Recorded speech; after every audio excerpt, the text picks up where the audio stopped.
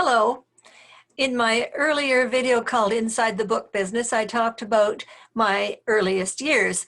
It was coming to Toronto. That was the idea. It was scary for a prairie chicken like me. And so I got into working for publishers and had a good time doing that, learned an awful lot. Then I went freelance, which means I was just looking for jobs wherever I could find them. And that was quite a bit scarier. As a freelancer, this was one of my first published books. As I'm the author, as you can see. It was called Yester Stories. That was the name of the series, and the book was Fish and Ships. It was all about fish and ships in Canada's past. All the stories in this series are stories of mystery and adventure from Canada's past. And it was published by Globe Modern Curriculum Press. Many years later, that series inspired me to write this book here called Yester Canada. And again, it's stories of mystery and adventure from Canada's past. And one of its stories features the camels who once roamed the hills around Kamloops, British Columbia, where I now live, having moved from Toronto. They were brought in the 1860s for the gold rush up in the Caribou country. It was thought that they would do very well. They could carry a lot. They didn't need to be fed very often. They could live on practically anything, and they didn't need to be watered often because they could carry their own water. But they didn't turn out too well because their feet weren't adapted to walking on the rock and hard pan of the trail. And so the owners eventually sold some of them, and the rest of them, they didn't want to just kill them, and so they turned them loose near Kamloops because we're a semi-desert climate here, and they thought camels would do well, which they did. They lived, some of them, into the 1900s. Yester Canada, in case you're interested, is a 240-page illustrated paperback.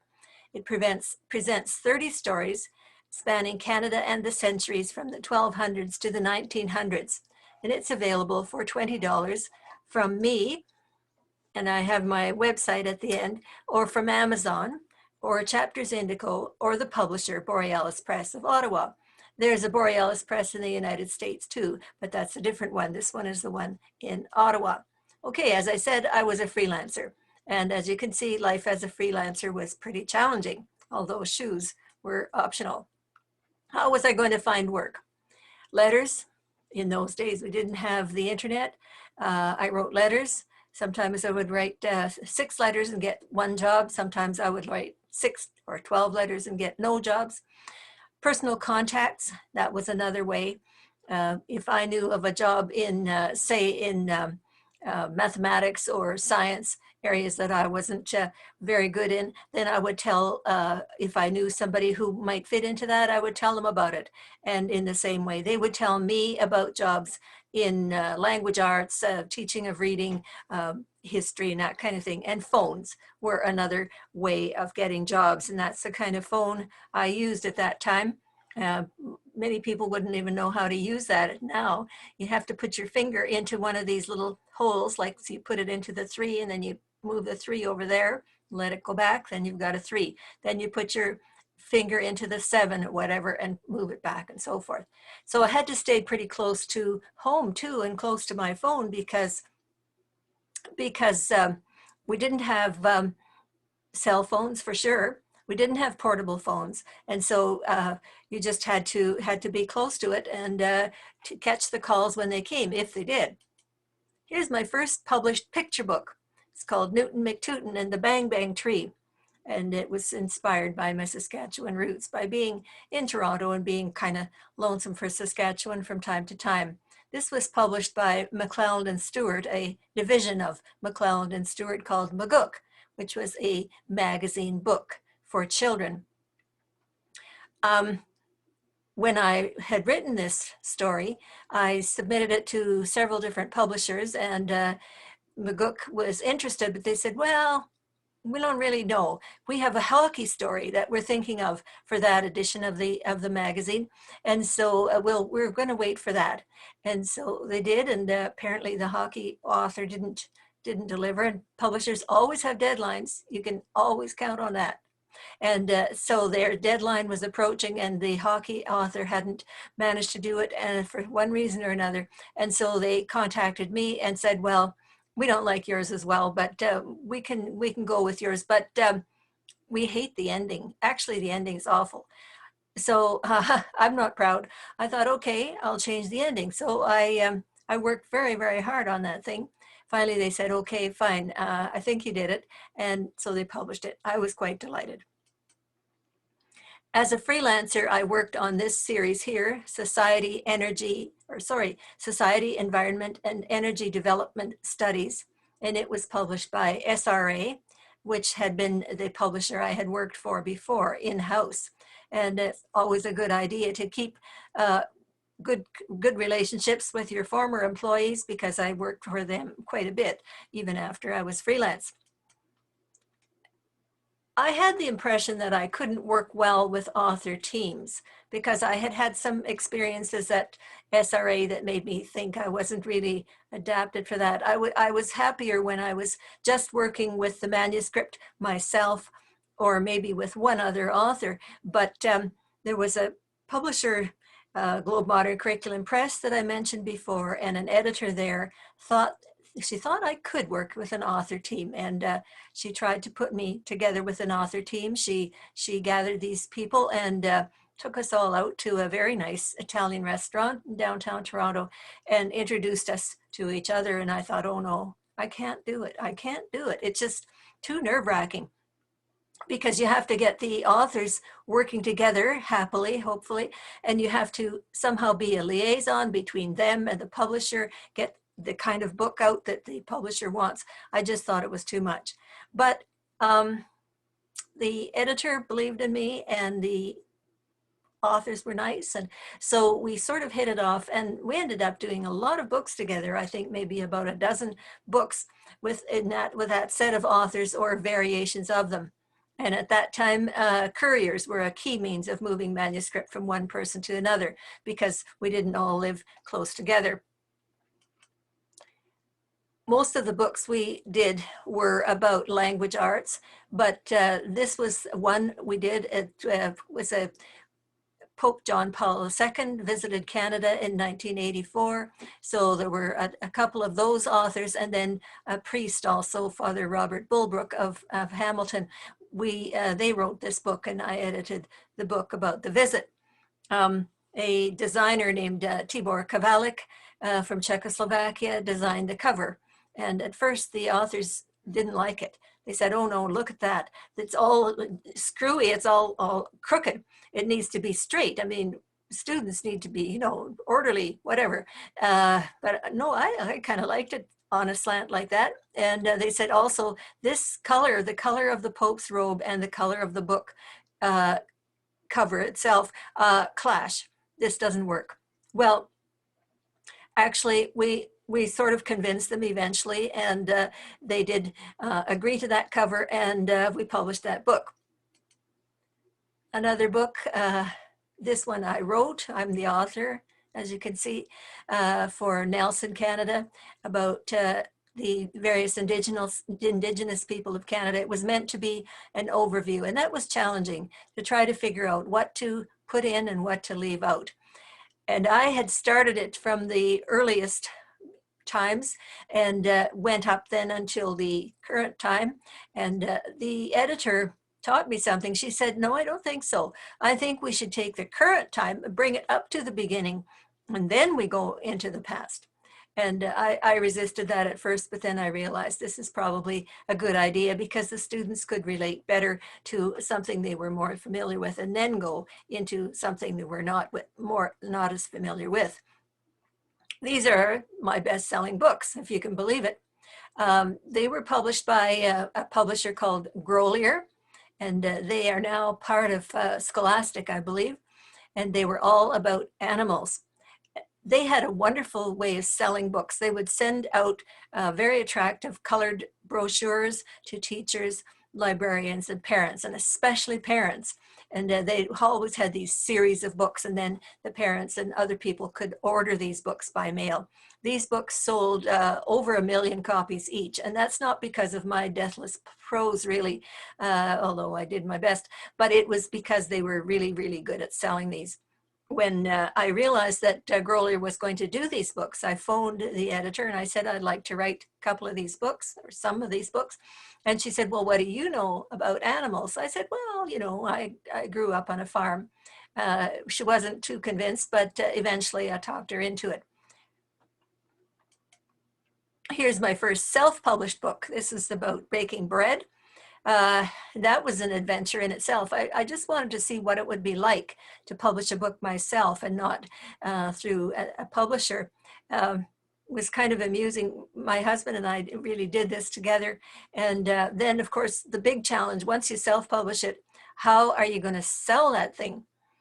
We did it mostly through the bookstores. We sent colored information, really nice colored, very attractive information to bookstores by mail, and they would order, hopefully. And also, whenever we traveled, we would go into bookstores and try to sell it to them. They were amused by us, I think, because here were two people coming in with one book, where they were used to book salesmen or salespersons coming in with catalogs of hundreds of books, probably in some cases. This is a book I wrote for a company called Weigel Educational of Calgary. I think they have a New York office now too. It's called Special Canadian Communities, and it has an Indigenous community, a Métis community, Chinese, Ukrainian, and French. I think those are the ones. And we were very closely in touch with these various communities when we were doing the book, and that was excellent, because we learned things there we never would have learned from visiting the communities or from doing research. At that time, faxing was a key means of moving manuscript from one person to another. We had progressed somewhat beyond couriers, and I remember being kind of afraid when the faxes would come in, because they were so long, and it was, in my fax machine anyway, they were long scrolls of paper. They would just come spewing out of the machine and all over the floor and everything. And then when it had all come in, then I'd have to take that and cut it all up and assemble it to see what somebody had sent me. In the early 1990s, the internet and email became generally available, and this was excellent for us in publishing. It helped us a lot. It was much easier to get things around that way. This is my first novel. Besides working for other people, doing what they wanted me to do, I was always trying to write something myself. This one features a white moose and a sleepy-headed boy who longed to be a hero. I sent it to publishers, different publishers.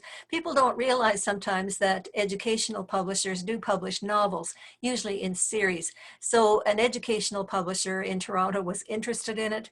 They hired an editor, and she worked on it pretty hard with me. We worked on it together. And then after she had finished, we gave it back to the publisher, and they said, no, still don't like it.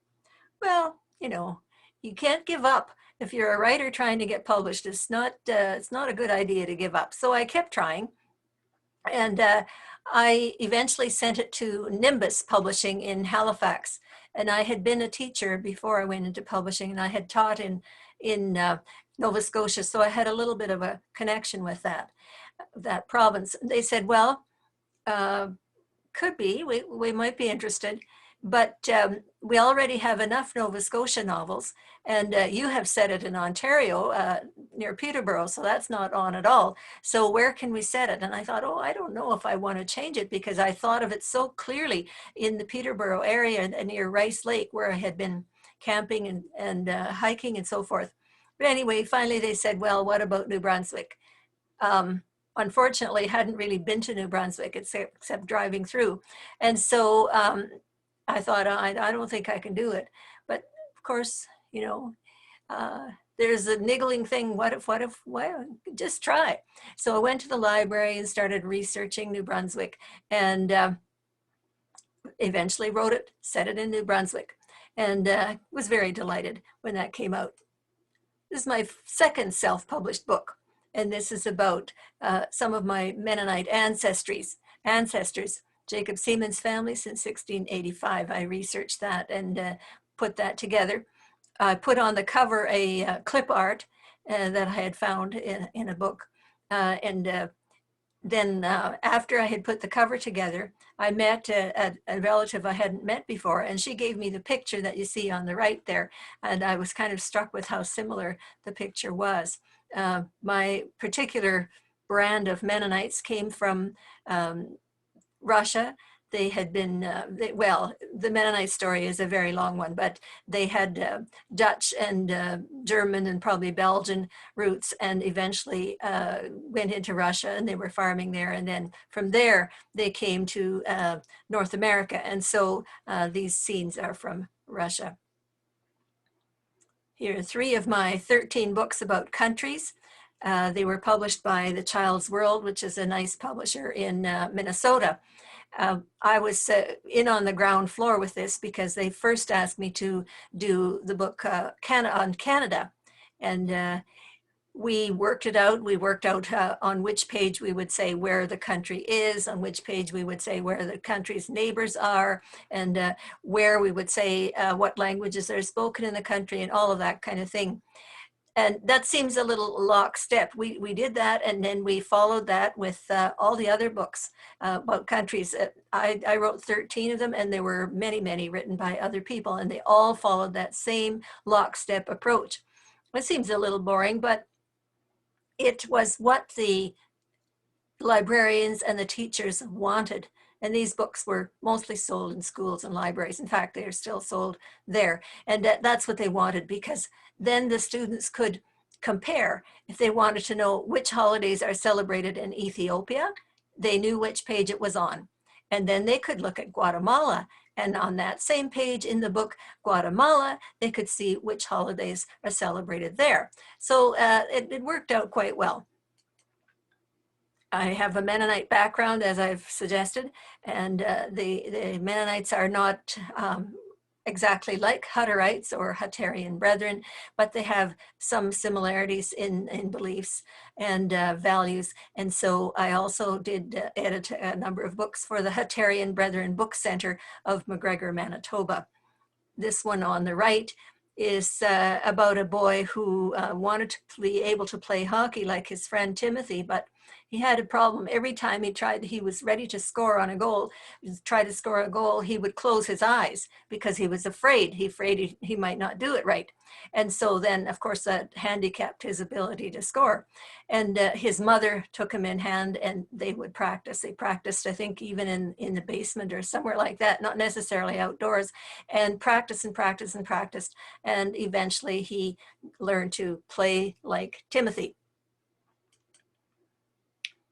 My ancestors were Mennonites, as I said, who settled on the Saskatchewan prairie. Here is an early picture of early Canadian picture of my father's family. There he is here, Peter, and that's their house. A very simple thing, which was built into a hillside. And so they farmed there. Life was not that easy at the beginning. When they came in the 1920s. Being Mennonites, they were interested in going to church, meeting together to worship God and study the Bible and so forth. There were other Mennonites in the area, so they met in each other's homes. And eventually they bought a schoolhouse, which wasn't being used anymore, a one-room school, and turned that into a church. My parents, after they got married, settled east of Elbow, Saskatchewan, actually where the other relatives were as well. And so I grew up there. This is me with my brother Wally. He's in his little sailor suit, and we have our brown stockings. I always remember those stockings. They had ribs up and down them, and they always wrinkled at the knees. This is Elbow, Saskatchewan here. It's changed in some ways, but in some ways it almost looks the same as it did in earlier years. It's a village, and it's about 300 to 400 people. When I was growing up, I was very influenced by the stories that my Mennonite relatives told. They had many, many interesting stories about life back in Russia and then their early life in Canada. So I listened to those. I just hung on those. Sunday afternoon was the custom amongst the Mennonites in our area, or elsewhere too. They would gather in each other's homes and they would tell stories. And so I was very much influenced by that. Many years later, I took those stories and my childhood experiences and put them into this 1940s era novel set in Vancouver, where my mother worked before she was married, and then in rural Saskatchewan, where my parents lived after they were married. I didn't use those same stories. I'd change them a lot, which is what you do often when you're writing fiction. You take the stories and you make the problems bigger, you change the people, you do all kinds of things to them. It's a story of love and marriage and children and conflict, and takes place during the war years, during the Second World War. So it gives an idea of home life on the in Canada during the war years. If you're interested, consider The Sunflowers is a 299-page paperback novel with a Mennonite timeline in the back. It's available for $20 from me or Amazon or Chapters Indigo or the publisher Borealis Press of Ottawa. I wrote the book and sent it out to a few publishers, and I wasn't getting anywhere. Either didn't hear from them or they said no. And then my husband and I were already living in Kamloops, and I was happened to be in Kelowna at that time, and he emailed me and he said, "Oh, Frank phoned," and I thought, Frank? Oh, Frank. It was really spooky because my main male character in the book is Frank Workington. And I thought, since when do the characters in the book start phoning their authors? This is really spooky. But he went on to say it was Frank Tierney of Borealis Press of Ottawa. So Frank was interested in publishing the book. But we had to have some negotiation and talk about it because they had certain reservations about it, and it's not always just a bowl of cherries when you get published. You have to work on it, and finally they agreed to publish it, and it's available from them and others, as I have noticed there. It's indicated. Back to Yester Canada. They also published Yester Canada, Historical Tales of Mystery and Adventure. And these are stories from across Canada, including our old friend, the camels. It has a British Columbia ship that wouldn't die. It's a sort of a mystery ship. And the Thompson Mystery, Tom Thompson being a famous Canadian artist, painter, and he died under mysterious circumstances in 1917. So his story is in there too. It's a chronology of the events of that time. My website, as I said, is given there. The address is given there. I call myself Elma Mary from the prairie because I grew up on the Saskatchewan prairie, as I said. And so if you don't remember the address there, you can probably find me with those words, just searching with those words using a search engine on the internet. I have a YouTube channel there also, which you can, because you're watching this, and the address of it is there. And I also have a blog called Elma's Almanac, and there is the address. And in all of these different places, I give information about just general information about reading, book reviews, and that kind of thing, ways of writing, different aspects of writing, the publishing career, that kind of thing, all kinds of interesting information for people who are interested in reading and writing. Thank you very much. I'm glad you were here and listened.